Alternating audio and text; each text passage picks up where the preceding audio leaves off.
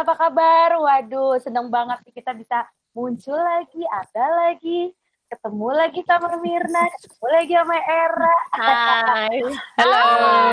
Ada satu lagi nih yang hari ini kita punya, seperti biasa, ada teman-teman buat ngobrol juga untuk cari-cari info. Dia adalah Lia. Hai Lia. Apa kabar? Halo Lia. Hai Lia, apa kabar? Oh, ini Salsabila. Oh, Seru Salsabila itu di Bali ya. Dia posisinya Iya. di Bali. Lagi di Bali. Apa kabar Lia? Baik banget, alhamdulillah. Kalian gimana? Baik. Semuanya baik. sehat. Minal aidin wal faizin. Minal aidin. Mohon maaf lahir dan batin. Selamat Idul Fitri. Gimana di sana ngerayain Idul Fitri? Ramai.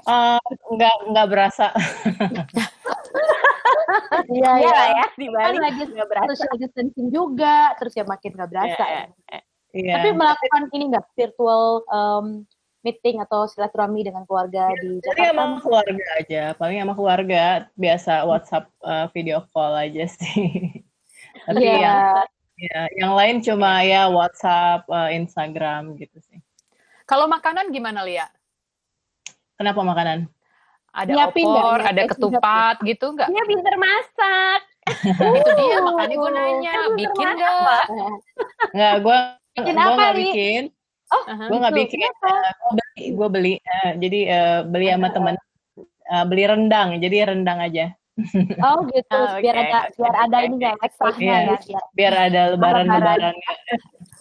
Tapi tadi katanya Mirna kamu doyan masak. Lagi ini apa Ya. lagi momen meditasi masak apa gimana gitu? Ya sebenarnya karena bosan aja kan, maksudnya bingung lagi mau ngapain lagi ya. Akhirnya ya udah kreativitasnya di channel ke masak hari ini masak apa, nyobain resep baru gitu, seru aja sih. Iya Dari nol Aku kalau ngiler. nggak pernah ke dapur sama sekali selama 30 tahun hidup gue gitu lah ya kan. Anggap aja 30 ya. Oh iya, oke. Gue juga mau dianggap 20 aja. tenang. Selama masih di ruang ini boleh. Iya, nggak pernah ke dapur sama sekali. Terus kemudian sebulan yang lalu ya udahlah, you know what, let's do this, and then benar-benar dari zero ke ya benar-benar lumayan lah. Ini dong apa unlocking achievement unlock dong. Unlock. Sama Jadi gue juga tuh sama-sama belajar bener-bener kayak masuk dapur, turun gunung lagi masuk dapur, terus Turun exploring berbagai macam resep biar lebih produktif aja. sempat ke gunung berarti kan. Gue nggak pernah ke gunung sama sekali, jadi gue Pantai, kalau di Bali pantai aja ya. Kalau lo tanya berapa tahun yang lalu gue ke gunungnya itu kayak udah berapa belas tahun yang lalu gitu kan. Jadi kayak ada shock culture-nya lagi gitu, kayak ini kompor, ini apa gitu. Ingat lagi ya. Ayo, gue tuh waktu itu pernah ikutan kelas, online kelasnya Lia tentang writing for healing gitu kan, tentang nulis memoir hidup kita. Itu tuh menarik banget. Li, boleh ceritain gak sih gimana writing tuh sebenarnya bisa jadi self healing? Jadi coba aku pengen review dulu. Jadi Oli Salsabila ini profilnya menarik banget ya. Dia adalah co-founder Storyal Co. Terus juga nulis buku. Oh, lo juga Girls in Tech ya? Wow. Iya, dia co-foundernya. Ya, awalnya mau gue, kayaknya kita been meeting in a lot of tech event deh kayaknya, Lia.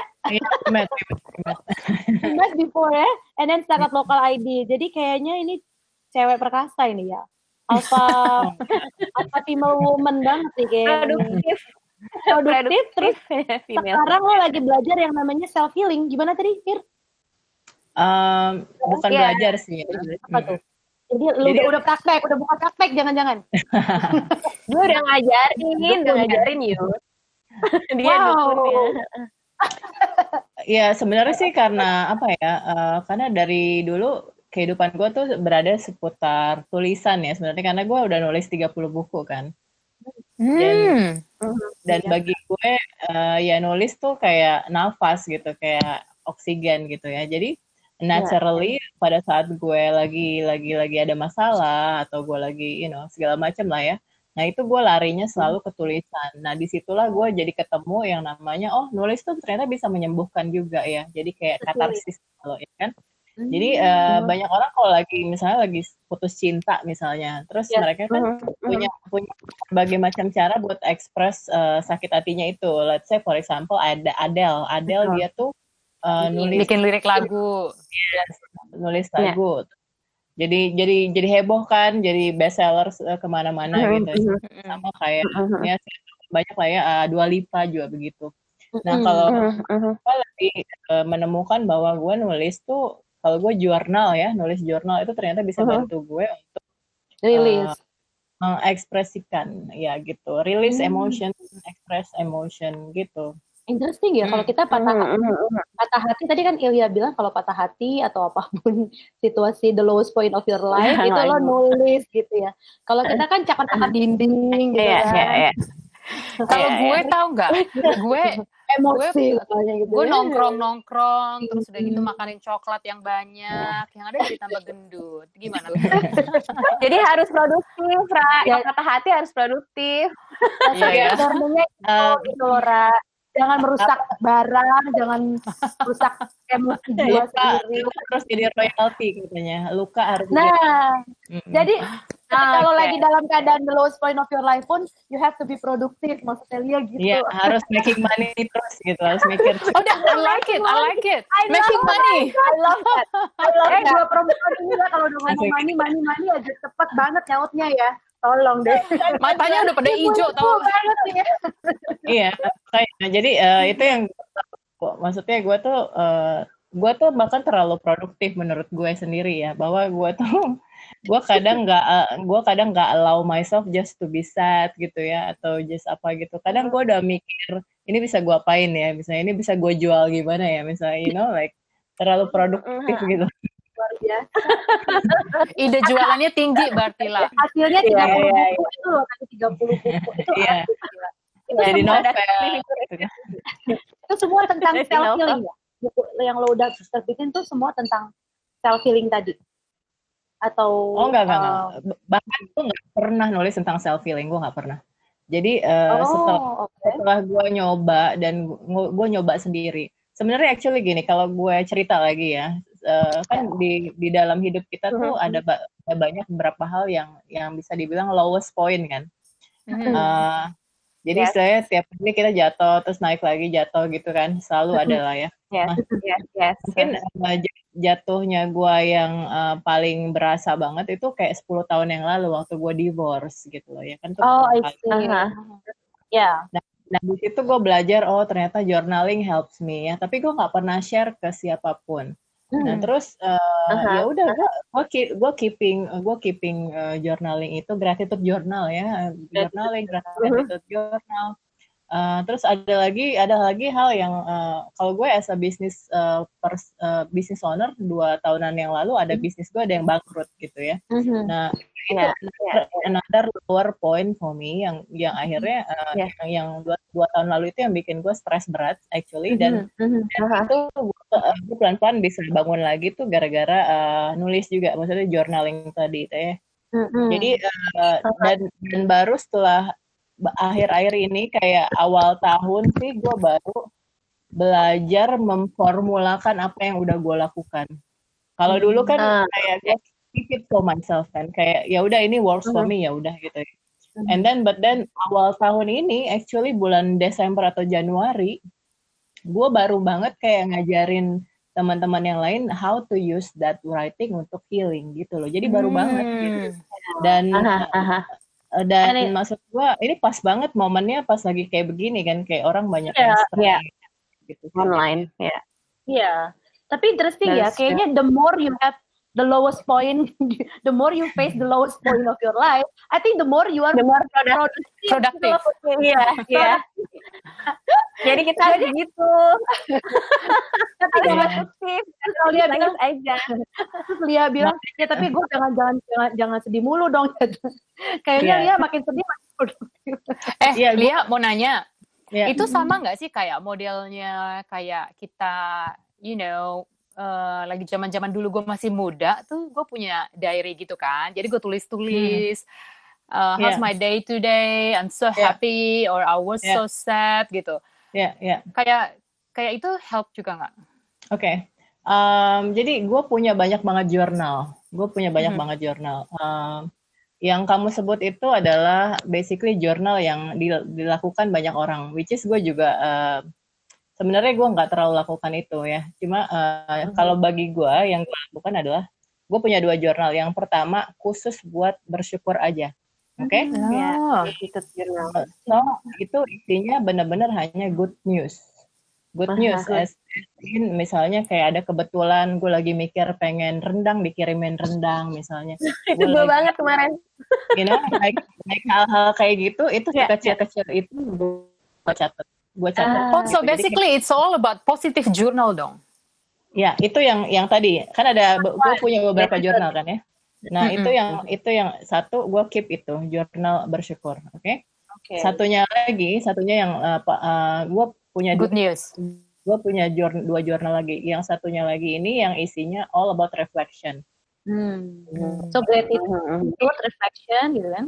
Reflection tuh misalnya kayak gue ke-trigger misalnya ya, dan gue tuh orangnya gak gampang ke-trigger. Makanya kalau misalnya gue ke-trigger itu langsung gue catat. Kenapa ya? Iya, kenapa kok gue ke-trigger ya gitu loh. Jadi kayak bener-bener kayak gue ini dulu apa yang gue rasain, apa gue marah atau gue sedih atau apa itu gue tulis gitu.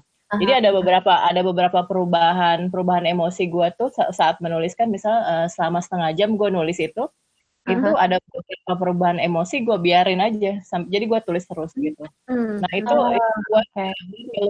buat ngeluarin feelingnya gue. Misalnya gue gue mulai dengan marah, ya udah gue marah di situ, marah dulu, lama-lama shift. Lama-lama lu kalau udah marah-marah terus ntar lu shifting, lama-lama lu jadi ngerti, punya empati gitu. Nah itu juga tulis gitu sampai habis, sampai benar-benar lu berasa plong gitu loh. Nah, itu journal reflection. Nah ada satu lagi jurnal gue tuh jurnal knowledge, isinya benar-benar pengetahuan aja. Ya ini bisa lu pelajarin dari buku, bisa dari orang lain, bisa ngobrol sama teman, bisa dari mana-mana tuh, itu gue tulis di situ. Jadi gue punya 3 jurnal actually. At least ya.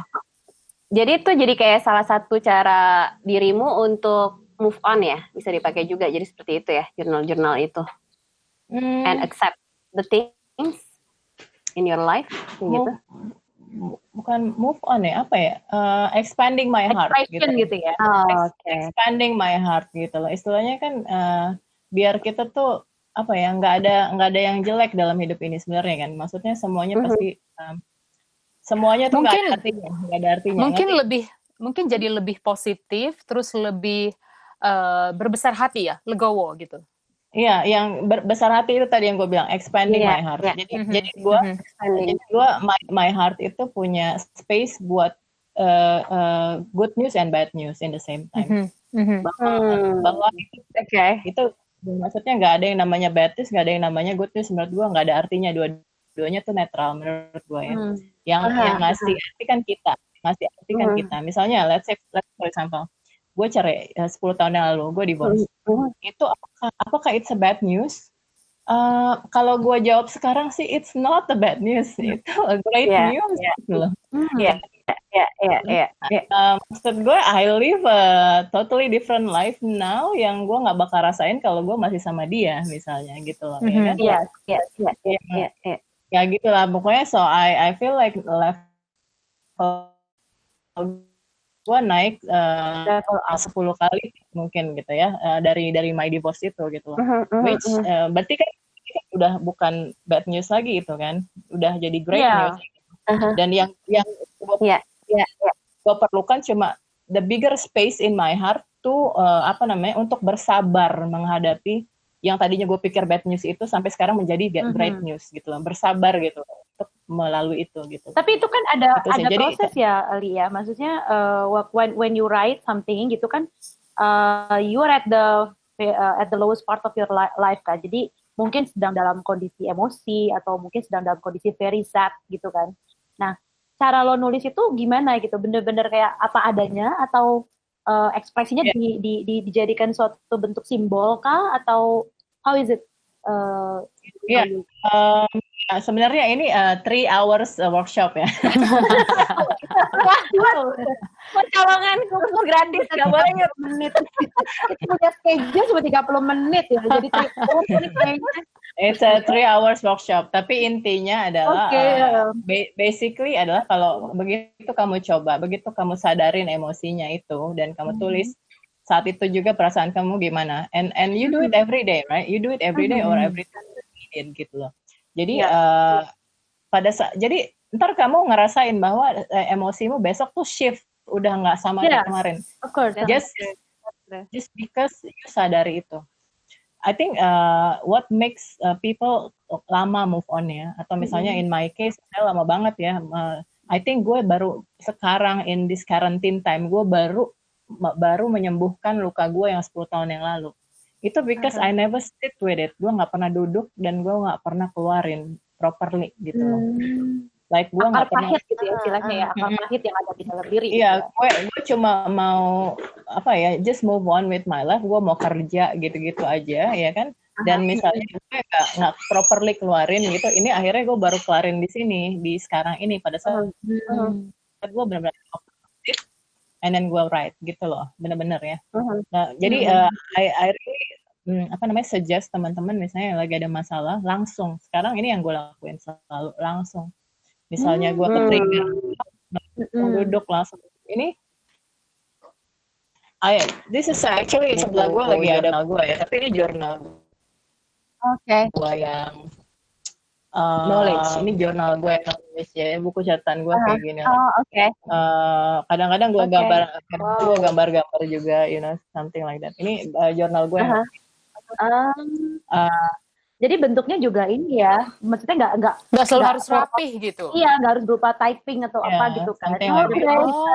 Tulisan tangan, terus lo gambar, ekspresi lo keluarin gitu ya. Terus boleh warna-warni juga. Ya tergantung ekspresinya gitu ya.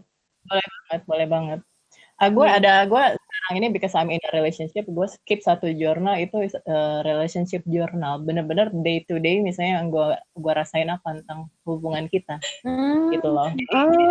Menarik tuh. Ya gue bener-bener recording ya, apa yang gue pelajarin, apa yang gue shifting itu dengan lu nulis, actually lu tuh ngerekam. Jadi misalnya lu tahu banget pada saat lu berubah gitu loh, daripada misalnya tahun depan lu nggak nyadar. Kita setahun 2020 ngapain aja ya, udah nggak ingat sama sekali. Iya, benar-benar. Ya, kok gini-gini aja gitu. Beda-beda. Interestingly, banyak orang yang tertarik juga ya untuk beli dan baca ya, untuk belajar dari kisah kita gitu ya, Lia. Karena gue sih mungkin, maksudnya a little bit sharing about my life. Gue juga pernah ngalamin yang dimana gue ngelewatin proses the lowest point of my life. Ya kalau zaman kita muda dulu ya pacaran lama terus putus, terus habis itu ada problem di keluarga, terus akhirnya pokoknya banyak hal yang akhirnya gue ngerasa itu kayak berjuang untuk keluar dari itu semua gitu kan. Terus problem di pekerjaan, terus problem di proses untuk what I feel it's like the process of you are to be growing kan gitu loh. Nah, tapi gue sempat kepikir kalau gue mau bikin buku, orang lain bakalan baca nggak sih gitu ya, terus kayak orang lain interest nggak sih dengan cerita gue gitu. Nah dulu ngerasain itu harus ikut kelasnya Lia, diajarin ntar. Ini 3 jam lagi tadi itu ya. Ini Mirna salah satu yang udah pernah ikut, berarti dia udah tahu banget nih, makanya dia lagi mau bikin buku juga ya Mirna. Jangan gara-gara Lia terinspirasi. Jangan-jangan habis ini bisa bikin 30 buku juga kita Mirna. 3 aja dulu. Bisa banget. Gimana Lia? Menurut lo gimana pada waktu itu gitu lo? Kepikiran untuk lo ngerasa yakin bahwa ini bakalan laku atau gimana gitu lo? Kan lo business entrepreneur juga kan? Oh iya. I mean, tiap kali gue nulis buku, gue sebenarnya ya, gue tuh kalau lagi jadi penulis, gue tuh sebenarnya bukan business person jadinya pada saat gue lagi menulis gitu loh. Jadi gue banyak nulis because gue pengen express myself gitu loh. Jadi jarang banget yang gue tulis kayak benar-benar ngitung-ngitung berapa kejualnya nanti gitu-gitu gitu. Jarang banget. Cuan. Jangan mikir money dulu ya. Oke. As a writer gue actually artis banget gue sebagai penulis gitu loh. Sehingga yang sebenarnya lebih lo pentingkan adalah how I learn from this experience dan how I share this experience to people, ya kan? Jadi meskipun cuma satu orang yang terpengaruh dan mendapatkan pelajaran dari your story, it's already a lot. Jadi you remember gitu kan. Jadi kayak meski cuma satu orang yang dapat manfaat dari buku kamu, it's already enough and a lot gitu loh. Jadi itu yang menjadi prinsip gue sih. Simple itu ya. Yes. Dan pada saat lo nulis, kalau gue sih biasanya nulis tuh ada sebabnya gitu ya. Kadang-kadang kalau hari ini lebih spiritual. Misalnya gue mikir, oh ini akan membantu teman gue yang si A misalnya. Let's say gue kalau nulis ini gue akan membantu Marlene, for example. Dan pada saat gue nulis, gue akan nulis seakan-akan gue lagi ngomong sama kamu gitu loh. Oke. Jadi jadi kayak enak gitu. Jadi pada saat nulisnya tuh kamu kebayang ini yang baca nih satu orang ini. Jadi instead of membayangkan ada 10.000 orang yang akan baca bukumu, tapi bayangkan satu orang ini yang akan baca bukumu dan akan bermanfaat buat dia gitu. Itu jauh lebih penting menurutku. Oh, jadi fokus ya. Jadi kayak communicate, kayak ada komunikasi antara dua orang gitu ya. Ya, betul. Terus, betul. Ini apa namanya? Aku juga dengar kamu juga sempat dalam proses tadi untuk move on dan sebagainya, terus mencurahkan isi hati dan sebagainya, juga kamu melakukan proses yang namanya traveling, jalan-jalan, traveling solo. Nah, itu bagian dari your apa tadi? Your life changing tadi atau gimana? Eureka moment kah? Gitu ngomongnya Eureka moment. Oke. Jadi sebenarnya gini, my Eureka moment. Jadi when I divorced with my ex dulu itu ya, gue sama dia itu kita we've been together for 10 years, ya kan? Selama 10 years itu, he's like apa ya? Gue tuh muter di sekitar dia, kayak dia tuh fokusnya hidup gue gitu loh ya. Yes. Nah, jadi kalau gue mau ngapa-ngapain tuh kayak ntar nungguin dia gitu. Mau umroh nungguin dia, mau jalan ke sini nungguin dia gitu ya. Itu like begitu kita divorce gitu. Dan divorce-nya juga nggak enak waktu itu kan, ada banyak masalah. Jadinya begitu itu gue kayak udah fuck it gitu aja ya, you know, like I get slimmer, gue kayak lebih kurus 10 kilo ya kan. Biasanya begitu sih. Itu my goal. Terus ya divorce diet gitu. The fastest way to get slim itu putus. Terus terus habis itu gue nyadar kan, you know what, I can do it by myself gitu. That's the Eureka moment gitu loh. Kenapa gue harus orang gitu loh ya kan. Ya, jadi aku setelah aku divorce dan aku punya Eureka moment bahwa ternyata gue bisa ya traveling sendiri tanpa perlu nungguin orang lain gitu. And in the same time gue mendapatkan banyak undangan untuk ngomong di luar. Jadi kayak gue dapat undangan di Prancis, New York, kayak segala Portugal, Bahrain, dunia lah. Dan gue jadi punya chance buat exploring tempat-tempat itu sendiri gitu. Dan itu hasilnya gue tuangkan dalam buku judulnya Passport to Happiness. Jadi tadi itu diundang dalam rangka bercerita tentang teknologi, tentang speaker. Not me as a writer, but me as a technology entrepreneur basically. Okay. Talking about the technology entrepreneur, iya kan? Apa yang mendasari lo membuat Storyal.co itu setelah sebelumnya sempat mendirikan Zeta Media? Ya, sebenarnya gue perjalanan entrepreneurship gue tuh panjang ya, dari gue tuh programmer sebenarnya, gue programmer yang suka membaca sebenarnya, gue programmer yang suka membaca. And then early in 2007 gue I start my first startup. It's an online bookstore. Gitu. Itu adalah my first baby lah ya, my first company. And then along the way gue because I'm a serial entrepreneur, gue bikin beberapa bisnis lagi. And then 2010 gue bikin nulisbuku.com, print on demand platform, ya kan. Abis itu tahun 2016an gue bikin Zeta Media, dan itu hampir bersamaan dengan pada saat gue bikin Storyal.co. Nah, kenapa gue bikin Storyal.co sebenarnya? Nah, ini karena gue, jadi gue tuh programmer, tapi gue dari dulu tuh suka nulis, gitu ya.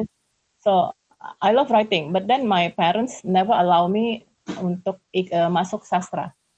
Jadi karena katanya nggak ada duitnya lah jadi penulis, katanya begitu.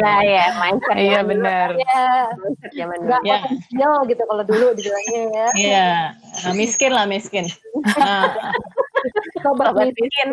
Iya, terus ya karena itu maksud gue ya apa ya. Terus habis itu penulis juga susah sekali di sini tuh, kayak karena nggak dihargai gitu ya. Akhirnya mereka nulis sendiri gitu. Habis itu kadang-kadang putus asa di tengah jalan, baru bab 10 nggak ada yang baca. Maksudnya mereka nulis sendiri kan, jadi akhirnya putus asa, nggak lanjut lagi bukunya.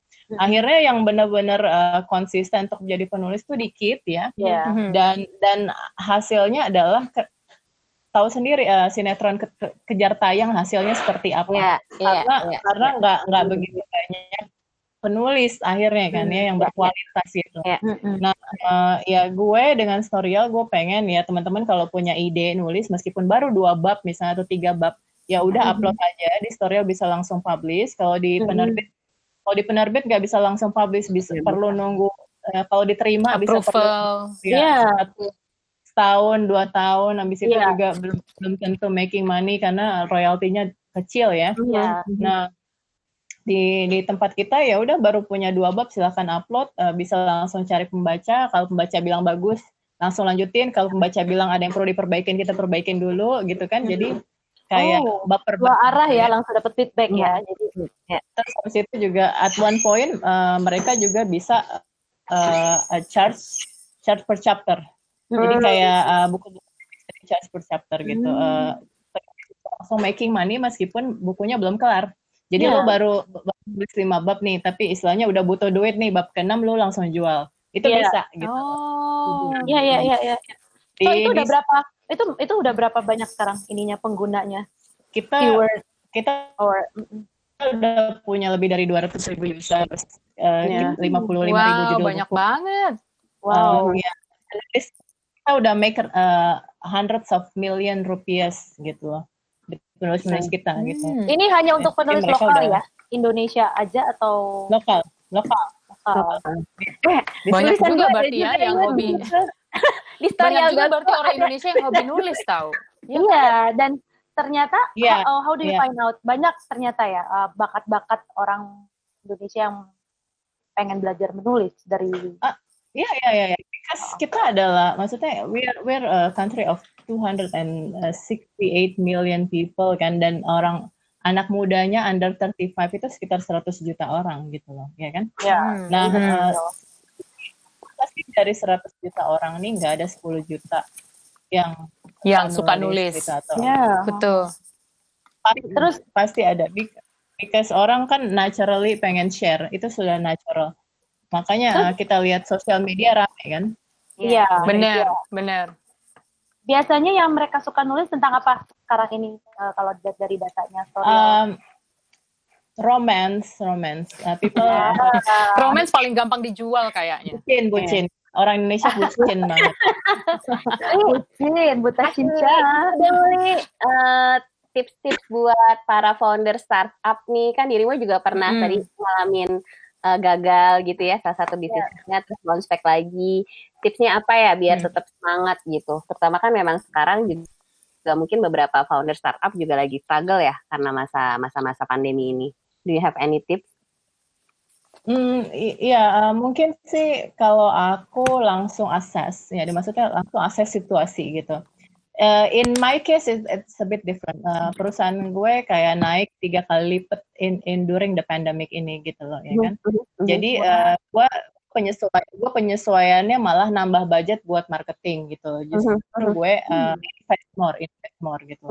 Tapi banyak perusahaan mungkin nggak seperti ini, mungkin turun 80% for example salesnya dan lain-lain. Nah, kita langsung akses gitu. Oke, apa yang lagi terjadi, turunnya di sebelah mana, produk mana yang nggak jalan gitu misalnya kan. Terus habis itu kita cari apa sih yang lagi dibutuhin sama orang di luar sana, dan apakah kita bisa bantu untuk ini gitu, penuhi itu gitu. Dan itu namanya pivot jadinya kan, maksudnya kita mikirin plan B gitu, plan B gitu. Kalau kita lihat Burgerins misalnya ya, ini contoh temen ya. Jadi dan semua restoran kayak gini. Jadi tokonya dia yang offline itu pada kurang gitu loh, ininya pengunjung walk-in-nya gitu ya. Akhirnya mereka harus mikir plan B kan, pivotnya kemana, which is mereka pergi ke frozen food. Karena orang banyak yang lagi pengen masak di rumah gitu loh. Jadi kita lihat kebutuhan orang kan. Oh, kebutuhan gue, maksudnya kebutuhan orang tuh masak di rumah. Oke, kita nyediain frozen food gitu. Jadi kayak plan B, dan juga also mikirin inovasi lain apalagi sih yang bisa dilakuin gitu loh. Ya kan, mungkin bikin app biar orang belanja online lebih enak, atau kolaborasi atau gimana. Jadi banyak jadi kayak temen aku juga, dia punya travel startup gitu, karena lagi orang pada nggak traveling sekarang. Dia bikin live experience. Jadi kayak istilahnya orang-orang dari destinasi khusus misalnya kayak Bali bisa kayak bikin live experience bersama mereka kayak kelas gitu, dan diajak jalan-jalan melalui online. Gitu loh. Ya, aku dengar itu tuh menarik sih. Jadi inovasi gitu. Jadi kita biarpun di rumah aja tapi berasa kayak jalan-jalan gitu ya. Dengan virtual travel tadi. Sekarang lagi banyak juga, aku di Bali nih banyak banget ditawarin. Jadi hotel-hotel jual paket nginep buat tahun depan. Iya, betul. Voucher gitu. Iya, benar. Jadi jual murah banget kan, bisa 50% diskonnya gitu loh. Iya, udah booking dari sekarang, berlaku sampai tahun depan, sampai akhir tahun kalau nggak salah ya. Iya, tapi harganya ini banget jadinya. Iya. Value for money lah. Jadi tadi kesimpulannya kan kalau dari Lia tadi, cara kita untuk tetap bisa kreatif ya di momen pandemi seperti ini, terus juga melihat opportunity yang ada berdasarkan kebiasaan baru ya, new normal dari consumer, itu juga di pivot lah. Kalau tadi istilahnya orang programming tuh harus pivoting gitu ya, untuk melihat kalau yang ini nggak jalan, ke arah mana nih yang kita bisa kembangin, atau kita pivot ke arah mana lagi, istilahnya begitu kan tadi. Jadi kayak don't stop and keep creating ya, keep creative and see the other opportunity. Kalau memang bisa dikembangkan opportunity yang lain sesuai dengan kebiasaan user yang baru, why not, let's do the innovation. Kreatif dan inovatif sebenarnya sih jawabannya ya. Kreatif dan inovatif. Oke, that's great. So jadi itu yang kamu udah lakukan selama ini, sehingga kalaupun ada kegagalan dalam bisnis, bisa juga sebenarnya mencoba untuk berinovasi, tapi sebenarnya inovasi yang terbaru itu adalah kelanjutan dari yang sebelumnya gitu ya, Lia?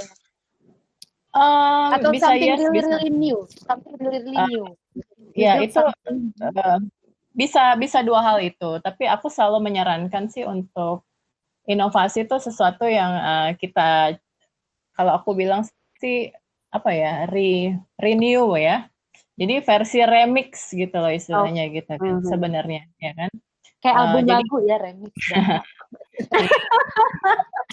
Anak lama ya, anak ketahuan umurnya.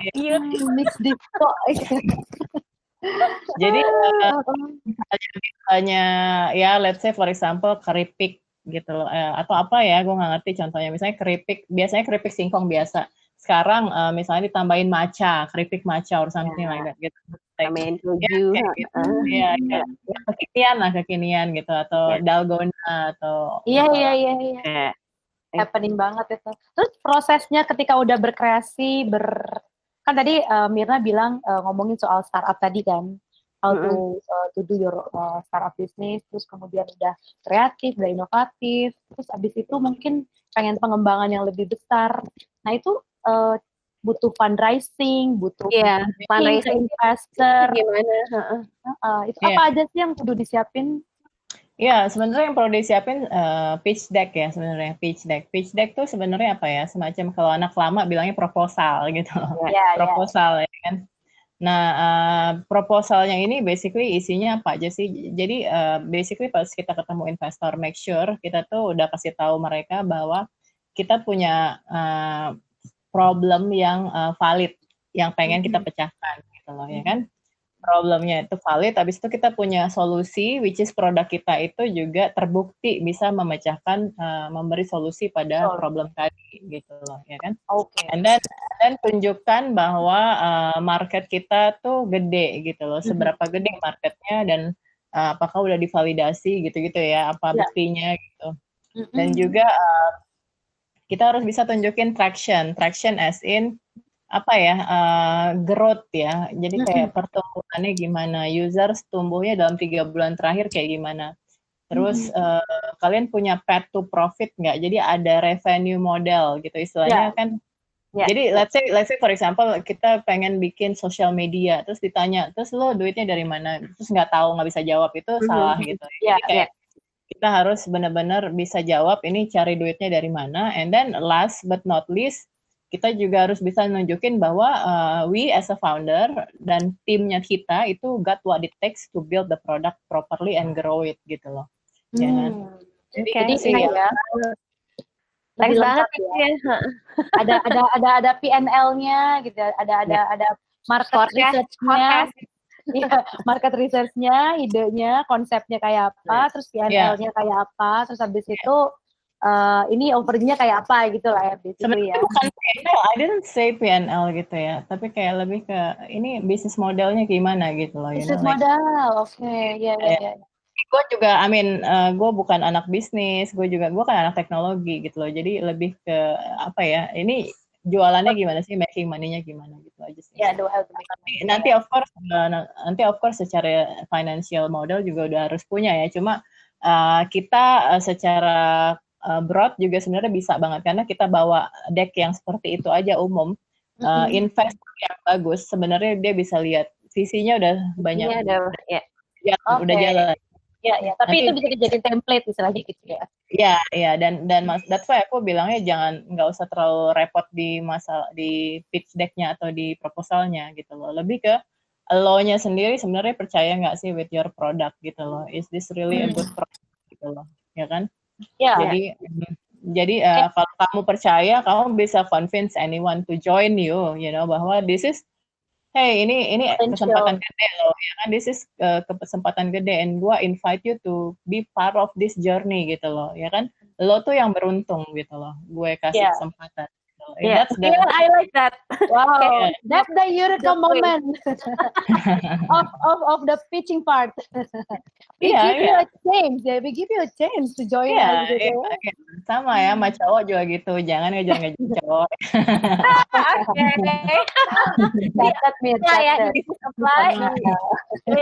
Apply. Oke. Wow, ini kita banyak banget belajar juga ya dari Lia nih. Dari mulai belajar tentang life changing, terus the way how we find our eureka moment during the lowest part of our life, ya kan? Ini luar biasa loh si Lia. Terus tetap bisa produktif, dapetin berbagai bisnis opportunity walaupun sedang dalam kesusahan baik hati, jiwa, dan raga. Itu harus dong. Iya, benar. Ya, it's your life, so you find out your life, and then you grow with your own ini kan, apa namanya, apa yang bisa lo kembangin dari diri lo gitu kan ya. Thank you banget untuk sharingnya, Lia. Thanks, Lia. Thanks banget. Thanks for having me. Ya, kita yakin banget Eureka Lovers juga banyak belajar dari kisah-kisah hidupnya Lia di sini. Kita sebutnya Lia juga one of the alpha apa lagi? Alpha, beta, pokoknya stronger woman ya. Jadi keep stronger buat Lia and keep inspiring people. Thank you, Lia. Thank you for coming and thank you for sharing with us. Thank you. Thank you banget ya. Bye. Bye. Bye.